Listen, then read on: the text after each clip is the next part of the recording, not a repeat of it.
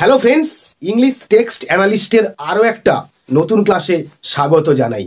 আমরা শুরু করতে চলেছি কিংবা আমরা আজকে পড়তে চলেছি লিটারারি টার্মসের সম্বন্ধে। Let's take a look now. তো সর্বপ্রথমেই আমরা চলে আসবো blank verse, unrhymed verse. That means অনুরূপ ধ্বনি সাদৃশ্যহীন একটা কবিতা, usually with lines of 10 syllables each, অর্থাৎ প্রত্যেকটা লাইনে 10টা করে সিলেবল থাকবে।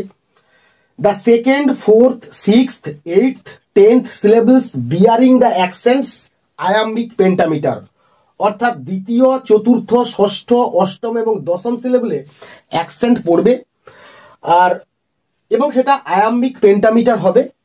The form is used in English drama and poetry, আর এই ধরনটা কিংবা এই রীতিটা ইংলিশ ড্রামা কিংবা পোয়েট্রিতে ব্যবহার করা হতো।